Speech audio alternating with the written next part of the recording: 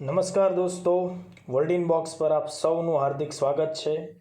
પ્રસ્તુત સેશનમાં આપણો આ જે ડિજિટલ લેક્ચર છે તેમાં આપણે મુખ્યત્વે ગ્રીન હાઇડ્રોજન ઉપર ચર્ચા કરવાની છે. ગ્રીન હાઇડ્રોજન કોને કહેવાય અને શા માટે કરંટમાં ચર્ચામાં છે, આપણે એ એંગલ ઉપર ચર્ચા કરશું. સાથોસાથ ગ્રીન હાઇડ્રોજન અને બ્લુ હાઇડ્રોજન વચ્ચે બેઝિક તફાવત શું છે આપણે એને પણ ધ્યાનમાં રાખશું. બની શકે કે આવનારી પ્રિલિમ પરીક્ષામાં આ બંનેને ધ્યાનમાં રાખીને કમ્પેરિઝન કરતો પ્રિલિમ માટેનો ક્વેશ્ચન પણ પૂછી શકાય. હાઇડ્રોજનને આગામી સમયમાં ફ્યુઅલ એટલે કે ઈંધણ માટેનો એક ક્લીન એનર્જી સોર્સ તરીકે તેનો વિકાસ કરવો જોઈએ, આવી વિચારધારા છેલ્લા ઘણા દાયકાઓથી અસ્તિત્વમાં છે. વિશ્વના ભારત સહિતના કુલ 15 જેટલા દેશો હાઇડ્રોજનમાંથી ઉર્જા મેળવવા માટે થઈને એક સારી ટેકનોલોજી વિકસિત કેમ કરી શકાય એ દિશામાં આગળ વધી રહ્યા છે. ઘણા ખરા સફળ પ્રયોગો અત્યાર સુધીમાં થયા પણ છે, પણ હજુ જે રીતે આપણે હાઇડ્રોકાર્બન્સ એટલે કે કોલસો, પેટ્રોલિયમ એમાંથી જે ઝડપથી અને જેટલી સુરક્ષાપૂર્વકની ઉર્જા મેળવી રહ્યા છીએ, હજી એટલી મહારથ આપણને હાઇડ્રોજનના કેસમાં મળી નથી. એમ છતાં ઉમ્મીદો ઉપર પ્રયત્નો શરૂ છે અને આખી દુનિયા ઉમ્મીદો ઉપર ટકેલી છે. તો બની શકે કે ભવિષ્યમાં હાઇડ્રોજનનો ઉપયોગ ઈંધણ તરીકે ઉદ્યોગોમાં, વાહનોમાં, ઇલેક્ટ્રિસિટીમાં દરેક જગ્યાએ થશે. આપણી ચર્ચાને આગળ વધારીએ તો એની શરૂઆત આપણે હાઇડ્રોજનના બેઝિક્સ કેટલાક ફેક્ટ્સ છે એની સાથે કરીએ. આપ સૌ મિત્રો જાણતા હશો કે હાઇડ્રોજન છે એ સમગ્ર બ્રહ્માંડમાં સૌથી વધુ જથ્થામાં, એટલે કે ક્વોન્ટિટી ગણો, એમાઉન્ટ ગણો તમે, બરાબર, તો જથ્થાની દ્રષ્ટિએ સમગ્ર બ્રહ્માંડની અંદર સૌથી વધુ હાજર રહેલું જો કોઈ તત્વ હોય તો એ છે હાઇડ્રોજન. આ હાઇડ્રોજન જ્યારે ઓક્સિજન સાથે સંયોજાણું અને એમાંથી આપણને મળ્યું H2O. દોસ્તો, આ પાણી એટલે કે H2O સ્વરૂપે જ આગળની તમામ સજીવ સૃષ્ટિને આધાર આપ્યો. એટલે હાઇડ્રોજન છે એ કોઈ પણ પ્રકારના સજીવ અસ્તિત્વ માટે તમે સમજો એસેન્શિયલ એલિમેન્ટ છે, પાયાનો મૂળ તત્વ છે એમ કહી શકાય, બરાબર. હાઇડ્રોજન છે એ ઝડપથી કાર્બન સાથે અને ઓક્સિજન સાથે વિવિધ પ્રકારના સંયોજનો બનાવે છે, જેને હાઇડ્રોકાર્બન તરીકે ઓળખવામાં આવે છે. આ હાઇડ્રોકાર્બન કોઈ પણ સજીવની શારીરિક રચના માટે અત્યંત આવશ્યક છે. એ પ્રાણી હોય, વનસ્પતિ હોય, કોઈ પણ હોય. તો અહીંયા આપણે એક બાબત આપણે બહુ જ સ્પષ્ટ રાખવાની છે કે જો હાઇડ્રોજન છે તો હાઇડ્રોકાર્બન્સ છે, તો જ સજીવ સૃષ્ટિ છે એનું અસ્તિત્વ છે, બરાબર. બીજી એક ખાસ બાબત, આપણે બધા જ પૃથ્વી ઉપરના તમામ લોકો, તમામ સજીવો જે કોઈ પણ ઉર્જા મેળવે છે એ ઉર્જાનો મુખ્ય સ્ત્રોત કોણ છે તો કે સૂર્ય છે, બરાબર. સૂર્યની સપાટી ઉપર સતતપણે આ જે હાઇડ્રોજન છે, કારણ કે આપણે સૌ જાણીએ છીએ કે ભાઈ તમામ તારાઓ છે એ મોટાભાગે હાઇડ્રોજનથી બનેલા છે. આપણો સૂર્ય છે, સૂર્ય એક તારા તરીકે શાનાથી બનેલો છે? હાઇડ્રોજનથી બનેલો છે. અને ખૂબ ઊંચા તાપમાને આ હાઇડ્રોજનના અણુઓ એકબીજા સાથે અથડાય છે. આ જે ઘટના છે એનું પરિણામ એ આવે છે કે હાઇડ્રોજન અથડાઈને હિલિયમ Heમાં રૂપાંતરિત થાય છે. અને આ જે આખી પ્રક્રિયા છે એ દરમિયાન વિપુલ માત્રામાં ઉર્જા E=Δmc² સૂત્ર મુજબ છૂટી પડે છે. આ સમગ્ર ઘટના છે એ પરમાણુ સંલયન એટલે કે ન્યુક્લિયર ફ્યુઝન તરીકે આપણે ઓળખીએ છીએ. અત્યારે આપણો ઈરાદો ન્યુક્લિયર ફ્યુઝન ઉપર ડિટેલમાં જવાનો નથી, પણ જસ્ટ અહીંયા આપણે એની ટૂંકમાં વાત એટલા માટે કરી કે તમારી અને મારા સુધી જે કોઈ પ્રકાશ અને ઉષ્મા સ્વરૂપે ઉર્જા આવે છે અને એમાંથી જ પ્રકાશ સંશ્લેષણ થઈ અને આખી એક આહાર જાળ ઊભી થાય છે અને સજીવો છે પોતાનું અસ્તિત્વ ટકાવી રાખે છે, એના માટે પરમાણુ સંલયનની ઘટના છે એ જવાબદાર છે. અને પરમાણુ સંલયન કોનું થાય છે તો કે હાઇડ્રોજનનું થાય છે. તો આ હાઇડ્રોજન છે એની એટલી બધી વિશાળ ઉપયોગિતા છે. દોસ્તો, આ હાઇડ્રોજન શબ્દ છે એ બે અલગ અલગ ગ્રીક શબ્દોના જોડાણથી આવેલો છે. એમાંનો એક શબ્દ છે હાઇડ્રો, બીજો છે જીનસ. આ બંને જોડાય એટલે બને હાઇડ્રોજન. શાબ્દિક અર્થ હાઇડ્રોજનનો જોઈએ તો એનો મતલબ થાય કે એ તત્વ કે જે પાણીનું નિર્માણ કરે છે, એનો મતલબ થશે હાઇડ્રોજન. હાઇડ્રોજનની શોધ છે એ 1766ના વર્ષમાં હેનરી કેવેન્ડિશ નામના બ્રિટિશ સંશોધકે કરેલી. આ સવાલ વર્ગ 3માં ઘણી બધી પરીક્ષાઓમાં પૂછવામાં આવી ચૂકેલો છે. પણ આજે હેનરી કેવેન્ડિશે એક જે વાયુ શોધ્યો, એણે એને નામ હાઇડ્રોજન નથી આપ્યું. શોધ ભલે હેનરી કેવેન્ડિશે કરી, પણ એને હાઇડ્રોજન એવું નામ આપનાર સંશોધક છે એ છે A.L. લેવોઝિયર. હજુ અહીંયા સુધી ફેક્ટ આપણને પરીક્ષામાં પૂછાયા નથી. હેનરી કેવિન્ડિશ સુધી આપણી પરીક્ષાઓમાં પ્રશ્નો પૂછાયેલા છે. એમ છતાં પણ આ ફેક્ટ આપણે યાદ રાખવું જરૂરી બને. દોસ્તો, સામાન્ય તાપમાનની જે પરિસ્થિતિઓ હોય છે, જેને આપણે રૂમ ટેમ્પરેચર કહેતા હોઈએ છીએ, 20 ડિગ્રી સેલ્સિયસ ટેમ્પરેચર ઉપર હાઇડ્રોજન છે એક રંગહીન અને ગંધહીન વાયુ છે. આ પણ તમને પ્રિલિમમાં જે વિધાનવાળા વિવિધ સવાલો પૂછાય એમાં આ વિધાન આવી શકે. ખૂબ આઈએમપી ફેક્ટ બીજું એ યાદ રાખવાનું છે કે ભાઈ તમામ વાયુઓમાં સૌથી ઓછી ઘનતા લોએસ્ટ ડેન્સિટી જો કોઈ ધરાવતું હોય તો હાઇડ્રોજન છે, અને એના લીધે જ ઓક્સિજન અને કાર્બન સાથે ઝડપથી સંયોજાય અને હાઇડ્રોકાર્બન બનાવે છે. અને આ હાઇડ્રોકાર્બન સંયોજન છે એ વિવિધ સજીવ અસ્તિત્વ માટે ખૂબ જરૂરી છે. બીજું, આપ સૌ જાણતા હશો કે હાઇડ્રોજનનો પરમાણુ ક્રમાંક 1 છે. એ હાઇડ્રોજનનો પરમાણુ ક્રમાંક 1 હોવાનું અર્થઘટન દોસ્તો એવું થાય કે હાઇડ્રોજન તત્વ જે છે એનો જે અણુ છે, એનો જે પરમાણુનું કેન્દ્ર છે એમાં એક પ્રોટોન હશે ધનભારી, અને એ પરમાણુ કેન્દ્રની બહાર એક ઇલેક્ટ્રોન છે. એ આ પરમાણુ કેન્દ્ર જેને આપણે ન્યુક્લિયસ કહીએ છીએ, બરાબર. તો આ ન્યુક્લિયસની આસપાસ પરિક્રમણ કરે છે. દોસ્તો, સામાન્ય રીતે આપ જે સામાન્ય વિજ્ઞાનની અંદર આ વસ્તુ ભણતા આવ્યા હો છો કે ભાઈ પરમાણુની રચના જે છે એમાં એક પરમાણુનું કેન્દ્ર હોય અને એની આસપાસ ઇલેક્ટ્રોન ગતિ કરતા હોય. પરમાણુના કેન્દ્રમાં ધનભારીય પ્રોટોન અને વીજભારની દ્રષ્ટિએ તટસ્થ હોય એવા ન્યુટ્રોન્સ રહેલા હોય છે. એટલે કે કેન્દ્રમાં કોણ કોણ હોય છે? પ્રોટોન અને ન્યુટ્રોન. અને આ જે પરમાણુ કેન્દ્ર જેને ન્યુક્લિયસ કહીએ છીએ તેની બહાર આસપાસમાં ઋણભારીય કણ ઇલેક્ટ્રોન છે ગતિમાન હોય છે, બરાબર. હવે જુઓ, આ પ્રોટોન અને ન્યુટ્રોન જે કેન્દ્રમાં છે ને એને સંયુક્ત રીતે ન્યુક્લિયોન્સ પણ કહેવાય છે. આ પણ આપ જાણતા હશો. હાઇડ્રોજનના કેસમાં આપણને એના અન્ય ટોટલ આમ ગણો તો 3 સમસ્થાનિકો મળે, એટલે કે જેને આપણે અંગ્રેજીમાં આઇસોટોપ્સ કહીએ છીએ. સમસ્થાનિક એટલે એવા પરમાણુઓ કે જેમના કેન્દ્રમાં પ્રોટોનની સંખ્યા સમાન હોય પણ સાથે રહેલા ન્યુટ્રોનની સંખ્યા અલગ અલગ હોય. દાખલા તરીકે અહીંયા જુઓ, આ કેન્દ્ર એવું છે કે એમાં એક પ્રોટોન છે, એક ઇલેક્ટ્રોન છે. આને આપણે પ્રોટિયમ કહીએ છીએ, પ્રોટિયમ. એની બાજુનું જે અહીંયા આપણને પરમાણુ કેન્દ્ર બતાવવામાં આવ્યું છે એમાં જુઓ તમે કે એક પ્રોટોનની સાથે એક ન્યુટ્રોન પણ હાજર છે, બરાબર. આ પ્રકારના હાઇડ્રોજનને આપણે ડ્યુટેરિયમ કહીએ છીએ, ડ્યુટેરિયમ. અને એની બાજુનું પરમાણુ કેન્દ્ર કંઈક એવું છે કે જેમાં કેન્દ્રમાં પ્રોટોનની સાથે 2 ન્યુટ્રોન છે, જેને આપણે ટ્રિટિયમ કહીએ છીએ. તો યાદ રાખવાની બાબત અહીંયા હાઇડ્રોજનના કેસમાં શું થઈ? પ્રોટિયમ, ડ્યુટેરિયમ અને ટ્રિટિયમ આ 3 હાઇડ્રોજનના સમસ્થાનિકો છે. જે પૈકી આ જે ટ્રિટિયમ છે એ પોતે રેડિયો એક્ટિવિટી પણ દાખવે છે. કોન્સેપ્ટ થોડોક અલગ છે. અહીંયા આપણે રેડિયો એક્ટિવિટી ઉપર પણ ડિટેલમાં ચર્ચા નથી કરવાના, પણ સારાંશ એનો એવો થશે કે ભાઈ કોઈ પણ પરમાણુ કેન્દ્ર પોતાના કેન્દ્રમાં રહેલી વધારાની ઉર્જા જ્યારે સ્વયં પોતાની રીતે બહાર ફેંકે છે, બરાબર, એ આલ્ફા કણ સ્વરૂપે હોય, બીટા કણ સ્વરૂપે હોય અથવા તો ગામા તરંગ સ્વરૂપે હોય, તો આ પ્રકારના પરમાણુ કેન્દ્ર છે એને રેડિયો એક્ટિવ કહી શકાય. તો અહીંયા જુઓ, હાઇડ્રોજનનો એ કયો સમસ્થાનિક છે તો કે ભાઈ ટ્રિટિયમ. એ શું કરે છે તો કે એના કેન્દ્રમાં રહેલી વધારાની ઉર્જા છે એ બીટા કણ સ્વરૂપે બહાર ફેંકે છે. પરિણામે એ રેડિયો એક્ટિવિટી દાખવે છે. તો આ પણ એક આઈએમપી ક્વેશ્ચન તરીકે આપણે ધ્યાનમાં રાખવાનું થાય. હવે આપણે મૂળ મુદ્દા ઉપર આવીએ છીએ. Hydrogen as a fuel. દોસ્તો યાદ રાખો, અત્યારની જે તમામ આર્થિક પ્રવૃત્તિઓ થઈ રહી છે એ બધા માટે જે ઉર્જાની જરૂરિયાત થાય, એનર્જી, વિશેષ કરીને ઇલેક્ટ્રિસિટીના સંદર્ભે, વિદ્યુત અથવા વીજળી જેને કહીએ છીએ, અથવા એ વાહનોમાં વપરાય છે, ઉદ્યોગોમાં વપરાય છે, આપણા ઘરમાં પણ જે કોઈ પ્રકારની ઉર્જા વપરાય છે, તમામ પ્રકારની ઉર્જા છે એ દોસ્તો કાર્બન, હાઇડ્રોજન અને ઓક્સિજન આ ત્રણેયના સંયોજનથી રચાતા જે વિવિધ પ્રકારના સંયોજનો છે, બરાબર, એના ઉપર આધારિત છે.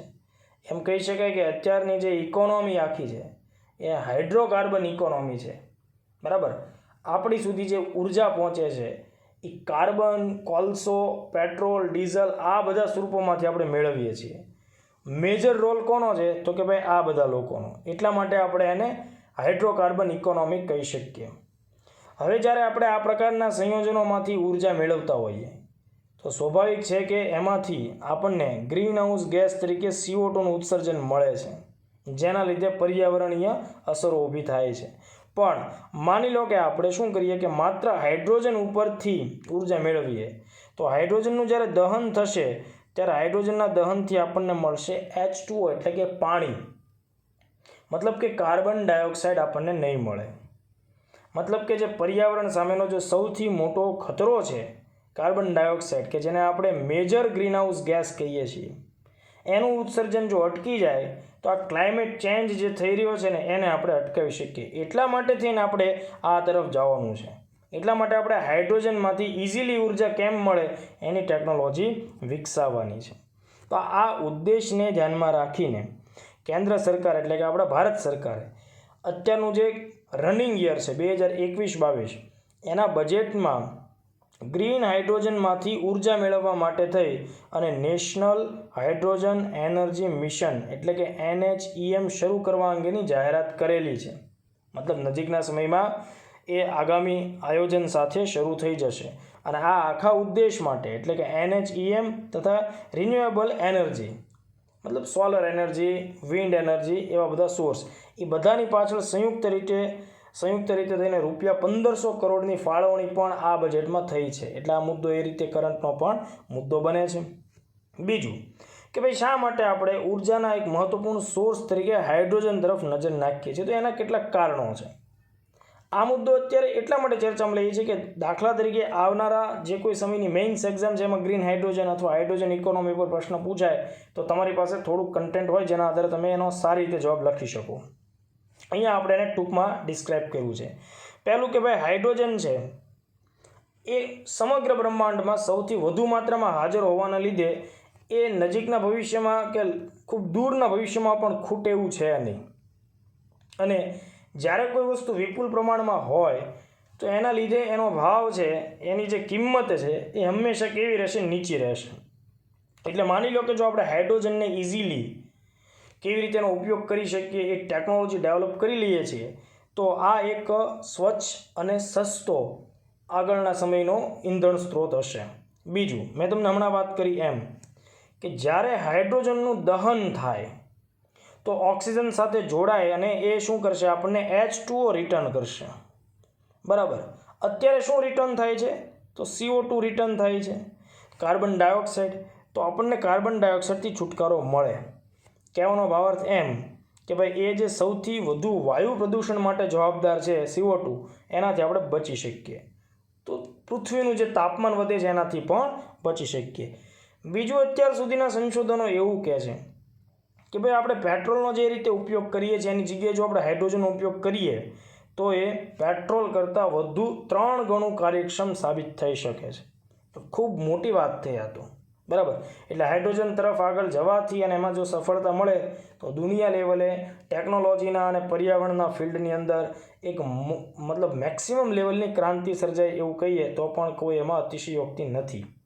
બીજી એક અગત્યની બાબત તમને ખ્યાલ હોવી જોઈએ કે ભાઈ આપણા દેશની અંદર ભારતમાં જેટલું પણ ગ્રીનહાઉસ ગેસીસનું ઉત્સર્જન થાય છે એમાં 33% ગ્રીનહાઉસ ગેસ તો માત્ર આપણે પરિવહન ક્ષેત્ર એટલે કે ટ્રાન્સપોર્ટેશન મતલબ કે વ્હીકલ આ ફિલ્ડમાંથી જ ઉત્પન્ન થાય છે.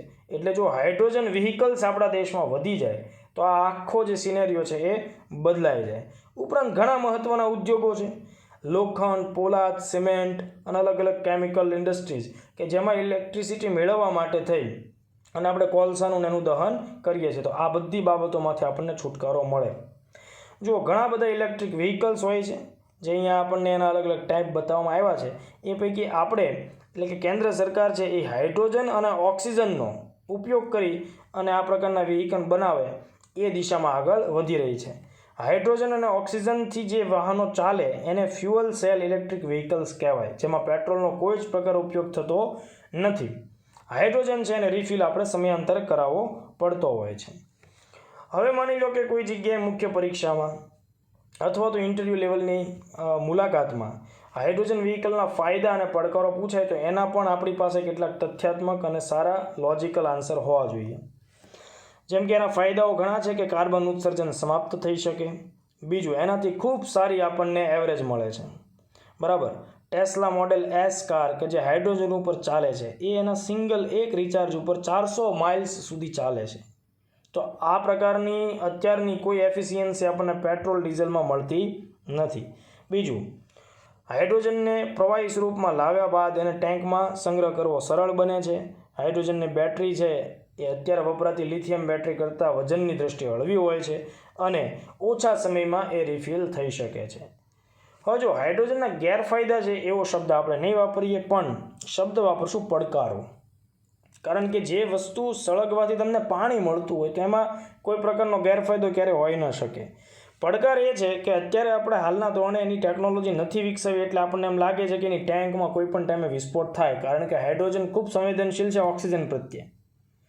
એટલે ઓક્સિજન સાથે પ્રક્રિયા કરવા માટે થઈ ઉતાવળો થઈ જશે તો અહીંયા વિસ્ફોટ થવાની ઘટના સામે આવી શકે. બીજું, ટેન્કમાં જે રીતે આપણે પેટ્રોલ અને ડીઝલ પૂરીએ છીએ તો એની કમ્પેરિઝનમાં હાઇડ્રોજન છે એને ખૂબ ઊંચા દબાણે પૂરવો પડે, એટલે હાઈ પ્રેશરથી ટેન્ક દબાયેલી હશે, બરાબર, તો એને લીધે પણ ટેન્કનો વિસ્ફોટ થાય આવી બાબત બની શકે. બીજું, હાઇડ્રોજન છે ને એની ટેકનોલોજી અત્યાર સુધીમાં ઘણી ટફ સાબિત થઈ છે ને એના લીધે દુનિયામાં માત્ર ઘણી ગાંઠી જ કંપનીઓનું ઔદ્યોગિક ઉત્પાદન કરે છે. દાખલા તરીકે હોન્ડા, હ્યુન્ડાઈ અને ટોયોટો, આ 3 જ કંપનીઓ છે કે જે એનું ઔદ્યોગિક એકમોનું ઉત્પાદન કરે છે. ટેસ્લા અત્યારે હાઇડ્રોજન કાર ઉપર કોશિશ કરે છે, ભવિષ્યમાં એ પણ એનું ઉત્પાદન કરશે.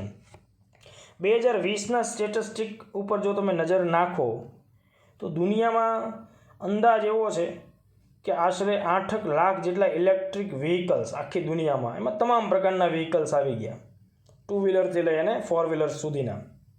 તો 8 લાખ ઇલેક્ટ્રિક વ્હીકલ છે, એ પૈકી હાઇડ્રોજનથી ચાલતા ઇલેક્ટ્રિક વ્હીકલ્સ હોય અથવા હાઇડ્રોજન વ્હીકલ હોય તો એની સંખ્યા માત્ર 25,000 છે. મતલબ લોકોને ટેકનોલોજી પરવડતી નથી, હજી એની ઉપર ભરોસો બેસતો નથી. તો આ બધા એના પડકારો છે જેને રિઝોલ્વ કરી શકાય.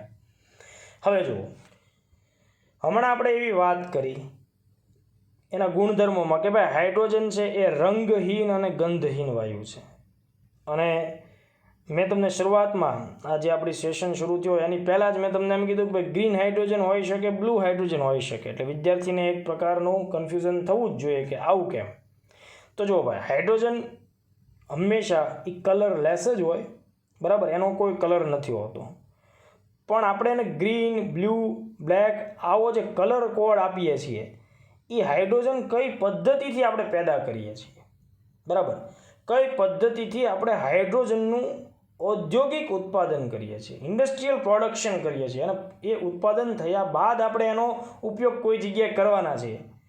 એ પ્રોડક્શન માટેની, ઉત્પાદન માટેની જે પદ્ધતિઓ આપણે અપનાવીએ છીએ એને ધ્યાનમાં રાખી અને ઉત્પાદિત થતા હાઇડ્રોજનને અલગ અલગ કલર કોડ સાથે જોડવામાં આવે છે. દાખલા તરીકે જુઓ, એક શબ્દ છે ગ્રીન હાઇડ્રોજન, બરાબર. અહીંયા તમને જે સ્લાઇડ છે એને બહુ નિરખીને જોશો તમને ખ્યાલ આવશે કે અહીંયા આપણને એક આખી પ્રોસેસ બતાવવામાં આવી છે જેને આપણે ઇલેક્ટ્રોલાઇસિસ પ્રોસેસ અથવા ઇલેક્ટ્રોલાઇસિસ પ્રક્રિયા કહીએ છીએ. જો અહીંયા પાણી છે, સમજો પહેલાં કે હાઇડ્રોજન ઉત્પન્ન ક્યાંથી થશે, તો કે ભાઈ આ છે H2O, ઓલરેડી જે આપણી પૃથ્વી ઉપર અવેલેબલ છે, કુદરતે આપણને આપ્યું છે, આપણે નથી બનાવતા, છે આપણી પાસે, આપણે એનો ઉપયોગ કરીએ છીએ, બરાબર. તો હવે અહીંયા જો આ જે સામાન્ય તમને બીકર બતાવવામાં આવ્યું છે, અહીંયા શું છે કે ભાઈ પાણીનો જથ્થો રાખેલો છે, આ પાણીમાંથી એટલે પાણી એટલે કે H2O માંથી હાઇડ્રોજન અને ઓક્સિજનને જે રીતે અલગ કરવામાં આવે છે, આ જે આખી પ્રક્રિયા હોય એને કહેવાય ઇલેક્ટ્રોલાઇસિસ. ગુજરાતીમાં આપણે એને એમ કહીએ કે વિદ્યુતની મદદથી જળ વિભાજન. જળ વિભાજનનો મતલબ થશે હાઇડ્રોજન અલગ અને ઓક્સિજન એમાંથી અલગ. તો આ રીતે જે હાઇડ્રોજન અલગ થાય એને અહીંયા સંગ્રહ કરવામાં આવે, ઓક્સિજનને અહીંયા સંગ્રહ કરવામાં આવે. તો આ આખી પ્રક્રિયા માટે કરવું શું પડે, તો કે ભાઈ પાણીનો જે જથ્થો છે, બરાબર, એમાંથી કરંટ પસાર કરવો પડે, ઇલેક્ટ્રિસિટી પસાર કરવી પડે. તો શું થશે, તો કે ભાઈ હાઇડ્રોજન અને ઓક્સિજન વચ્ચેના જે કેમિકલ બોન્ડ છે એ તૂટશે. સામાન્ય ભાષામાં કહું તો આયનીકરણ થશે. હાઇડ્રોજન ધન આયન તરીકે, ઓક્સિજન ઋણ આયન તરીકે અલગ થયું. આ રાસાયણિક ભાષાની આપણે વાત કરી તો જળ છૂટું પડ્યું, બરાબર, પાણી છે એ છૂટું પડે છે અને H અને OH અલગ થાય છે. તો જો કોમર્સ અને આર્ટ્સના વિદ્યાર્થીઓ જસ્ટ એટલું યાદ રાખવાનું છે, કારણ કે સાયન્સ, એન્જિનિયરિંગ ને મેડિકલવાળાને તો આ પ્રક્રિયા આખી ભણવામાં અનેકવાર આવી હોય એટલે ઇઝી લાગતું હોય, પણ કોમર્સ આર્ટ્સવાળા વિદ્યાર્થીઓએ એટલું ધ્યાન રાખવાનું કે ભાઈ જળમાંથી ઇલેક્ટ્રિસિટી એટલે કે કરંટ પાસ કરવામાં આવે તો હાઇડ્રોજન છૂટો એનાથી પડે છે. ક્લિયર છે? આ પ્રક્રિયાને શું કહેવાય છે? ઇલેક્ટ્રોલાઇસિસ કહેવાય. હવે મારો મૂળ પ્રશ્ન તમે બરાબર સમજો. જો અહીંયા જે ઇલેક્ટ્રિક કરંટ આપણે અંદરથી પસાર કરવાનો છે એ ક્યાંથી આવે છે સમજો. જો એ સોલર ઉર્જા છે, વિન્ડ એનર્જી છે, અથવા તો કોઈ પણ ટાઈપની રિન્યુએબલ એનર્જી, બરાબર, ત્યાંથી જો આ ઇલેક્ટ્રિક કરંટ ઊભો થયો હોય, ઉત્પન્ન થયો, અને એ કરંટ આમાંથી પસાર કરવામાં આવે છે, બરાબર, અને જે હાઇડ્રોજન ઉત્પન્ન થાય છે એના માટે આપણે શબ્દ વાપરીએ છીએ ગ્રીન હાઇડ્રોજન. આ એક બહુ મોટી ટર્મિનોલોજી છે, બરાબર. ગ્રીન હાઇડ્રોજન ઇલેક્ટ્રોલાઇસિસથી ઉત્પન્ન થાય છે, તો આ વિધાન સાચું છે. ઓકે, હવે જુઓ, બીજો આવો જ એક શબ્દ છે પિંક હાઇડ્રોજન, અને બીજો એક શબ્દ છે યલો હાઇડ્રોજન. પિંક હાઇડ્રોજનનો મતલબ તમારે એમ નથી સમજવાનો કે હાઇડ્રોજન ગુલાબી રંગનો હશે, અને સેમ યર અહીંયા એ કોઈ પીળા રંગનો નથી હોવાનો. પણ ઇલેક્ટ્રોલાઇસિસની પ્રક્રિયા માટે જે જરૂરી ઇલેક્ટ્રિસિટી છે, વિદ્યુત ઉર્જા છે, એ જો આપણે ન્યુક્લિયર એનર્જીમાંથી મેળવતા હોઈએ, પરમાણુ વિખંડન, બરાબર, પરમાણુ વિખંડન છે એ ન્યુક્લિયર રિએક્ટરની અંદર થતી ઘટના છે, ને એમાંથી શું થાય? વિશાળ માત્રામાં આપણને ઉર્જા મળે છે, ઇલેક્ટ્રિસિટી. જો એ ઇલેક્ટ્રિસિટીથી આપણે ઇલેક્ટ્રોલાઇસિસ કરતા હોઈએ અને એમાં જો આપણને હાઇડ્રોજન મળે છે તો એને આપણે કહેશું પિંક હાઇડ્રોજન. અહીંયા જોડકું પણ પૂછી શકાય. સેમ હિયર યલો હાઇડ્રોજન માટે ઇલેક્ટ્રોલાઇસિસ પ્રક્રિયા માટે જે કોઈ જરૂરી વિદ્યુત ઉર્જા છે એ જો આપણે સૌર ઉર્જામાંથી મેળવતા હોઈએ અને પછી એ ઇલેક્ટ્રિસિટીને પાણીમાંથી પસાર કરતા હોઈએ તો અહીંયા આપણે એને જે હાઇડ્રોજન આપણને મળે છે, બરાબર, એને યલો હાઇડ્રોજન તરીકે ઓળખશું. તો આટલી બાબત તમારે ખાસ ધ્યાનમાં રાખવાની થાય છે. જો હવે અહીંયાથી બ્લુ હાઇડ્રોજનથી કોન્સેપ્ટ બદલાય છે, ખાસ સમજજો. ફરીથી કહું છું, બ્લુ હાઇડ્રોજનથી કોન્સેપ્ટ બદલાય છે. અગાઉના આપણે જે ગ્રીન હાઇડ્રોજન, પિંક અને યલો હાઇડ્રોજન ઉપર ચર્ચાઓ કરી એ બધામાં ઇલેક્ટ્રોલાઇસિસની પ્રક્રિયા છે. અહીંયા ઇલેક્ટ્રોલાઇસિસની પ્રક્રિયા નથી. બ્લુ હાઇડ્રોજન છે એ કેવી રીતે મેળવવામાં આવે છે તો સમજો. નેચરલ ગેસ, પ્રાકૃતિક વાયુ જે જમીનના પેટાળમાંથી આપણને મળે છે. સામાન્ય રીતે જે કોઈ વિસ્તારમાં કોલસો, લિગ્નાઇટ એવો બધા આપણને એરિયા મળે છે, એમાંથી એની સાથોસાથ આપણને નેચરલ ગેસ પણ મળતો હોય છે. મિથેન પણ એક પ્રકારનો નેચરલ ગેસ જ છે. તો જ્યારે નેચરલ ગેસ, પ્રાકૃતિક વાયુ કે જેની અંદર કાર્બન હોય, હાઇડ્રોજન હોય, ઓક્સિજન પણ હોય, અન્ય તત્વો સલ્ફર ને એ બધું પણ હોય, પણ મુખ્યત્વે કોણ હોય તો કે આ હાઇડ્રોકાર્બન્સ હોય છે, કાર્બન, હાઇડ્રોજન અને ઓક્સિજન. આ આખા ઘટનાક્રમમાં શું થશે તો જુઓ, આ જે હાઇડ્રોકાર્બન્સ છે, કાર્બન, હાઇડ્રોજન અને ઓક્સિજન, અહીંયા આપણે એવી પ્રક્રિયા કંઈક કરશું જેથી કરીને આ હાઇડ્રોજન અલગ થઈ જાય. વધ્યું કોણ તો કે કાર્બન અને ઓક્સિજન. તો મતલબ અહીંયા CO2 અલગ થશે એવી પૂરી સંભાવનાઓ છે, બરાબર. તો ખાસ સમજજો, મિથેન જે છે એને તમે અત્યારે નેચરલ વાયુ તરીકે પકડો. મિથેનમાંથી હાઇડ્રોજન ઉત્પન્ન કરવામાં આવે છે. તો મિથેનનું તમને અણુસૂત્ર ખ્યાલ હોવું જોઈએ, CH4. ઓકે, હવે આ જે મિથેન છે CH4, બરાબર, આ મિથેન ઉપરથી જ્યારે પાણીની વરાળ પસાર કરવામાં આવે તો શું થાય તો કે અહીંયાથી હાઇડ્રોજન છૂટો પડે અને પાણીની વરાળ જે છે એમાંથી જે ઓક્સિજન છે એ કાર્બન સાથે સંકળાય. એટલે ઘટના એવી કંઈક બને છે કે હાઇડ્રોજન અલગ પડ્યો અને CO2 પણ અલગ પડ્યો. હવે જો આ જે અલગ પડતો CO2 છે એ ગ્રીન હાઉસ ગેસ છે. અહીંયા એને અલગ કોઈ જગ્યાએ સ્ટોર કરવામાં આવે છે, કેપ્ચર કરવામાં આવે છે, બરાબર સમજો, એનો સંગ્રહ કરવામાં આવે છે. એને વાતાવરણમાં છૂટો મૂકવામાં આવતો નથી. ખાસ સમજો, નેચરલ ગેસ CH4માંથી હાઇડ્રોજન અલગ કરીએ છીએ, આ જે આખી પ્રક્રિયા છે એના માટે અહીંયા શબ્દ વપરાય છે સ્ટીમ મિથેન રિફોર્મિંગ, જે અહીંયા લખેલું છે SMR, અથવા એને ઓટો થર્મલ રિફોર્મિંગ તરીકે પણ ઓળખવામાં આવે છે. આ પ્રક્રિયાના નામ આપણે યાદ રાખવાના નથી, પણ જસ્ટ યાદ એટલું રાખવાનું કે નેચરલ ગેસ એમાંથી જ્યારે હાઇડ્રોજન છૂટો પાડવામાં આવે છે તો આ માટે SMR અને ATR જેવી પ્રક્રિયાનો ઉપયોગ થાય છે. અને આ સમગ્ર ઘટના દરમિયાન CO2 ઉત્પન્ન તો થાય છે, પણ આ ઉત્પન્ન થયેલો CO2 જે છે, કાર્બન ડાયોક્સાઇડ, એને આપણે હવામાં ભળવા દેતા નથી. એને કોઈ યોગ્ય મિકેનિઝમ દ્વારા એને પકડી રાખીએ છીએ, સ્ટોર કરીએ છીએ અને કેપ્ચર કરીએ છીએ. તો જુઓ, ખાસ ધ્યાન રાખો, અહીંયા જે CO2 ઉત્પન્ન થયો એનાથી કોઈ વાતાવરણને નુકસાની થઈ? તો જવાબ છે ના. કેમ? તો કે આપણે એને હવામાં ભળવા દીધો નથી, એટલા માટે આનાથી પર્યાવરણને બહુ ઝાઝી નુકસાની થતી નથી, એટલા માટે એના માટે શબ્દ વાપરીએ છીએ બ્લુ હાઇડ્રોજન. સેમ યર અહીંયા આપણે બીજા કેટલાક હાઇડ્રોજનના સ્વરૂપ પણ જોવા પડશે, જેમ કે એક છે ટર્કોઇઝ હાઇડ્રોજન. બરાબર, ટર્કોઇઝ એક પ્રકારનો રતાશ અને લીલાશ બંને રંગ ભેગા થાય એ પ્રકારનો એક રંગ છે, એના ઉપરથી આપણે કલર કોડ આપ્યો છે હાઇડ્રોજનને, ટર્કોઇઝ હાઇડ્રોજન. હવે ખાસ સમજો, જૈવિક કચરો મતલબ અવશેષો, પ્રાણીઓના હોય, વનસ્પતિઓના હોય, બધા જૈવિક કચરા તરીકે આપણે ઓળખતા હોઈએ. તો જૈવિક કચરો જે છે એને જ્યારે ભેગો કરીએ, બરાબર, અને એની સાથે એમાંથી જે મિથેન ઊભો થાય, જે ખાસ કરીને બાયોગેસની આપણી આખી જે પ્રક્રિયા હોય છે તો એ સમયે મિથેન જેવો સોર્સ જેમાંથી ઊભો થયો અને એને આપણે પાયરોલિસિસ નામની પ્રક્રિયામાંથી પસાર કરીએ તો એમાંથી પણ હાઇડ્રોજન છૂટો પડે. પણ પાયરોલિસિસ પ્રક્રિયાની અંદર હાઇડ્રોજન છૂટો પડ્યા બાદ જે હાઇડ્રોકાર્બન્સનો અવશેષ છે, બરાબર, એ વાયુ સ્વરૂપે ન છૂટો પડતા CO2 ને આપણે ઘન સોલિડ સ્વરૂપમાં તે જે પ્રક્રિયાના અંતે જે વાસણ કે જેનું વેસલ્સ હોય એના તળિયે આપણે એકઠું કરીએ તો આ કેસની અંદર જે હાઇડ્રોજન આપણને મળે છે એને આપણે ટોર્કસ હાઇડ્રોજન તરીકે ઓળખીએ છીએ. બરાબર, કહેવાનો ભાવાર્થ એમ કે ટોર્કસ હાઇડ્રોજન માટે થઈ અને પાયરોલિસિસ પ્રક્રિયાનો ઉપયોગ થાય છે, જેની અંદર અવશેષ ઘન સ્વરૂપે હોય છે, ન કે વાયુ સ્વરૂપે. સેમ યર બીજો એક ટર્મિનોલોજી વપરાતી હોય છે, એ છે ગ્રે હાઇડ્રોજન.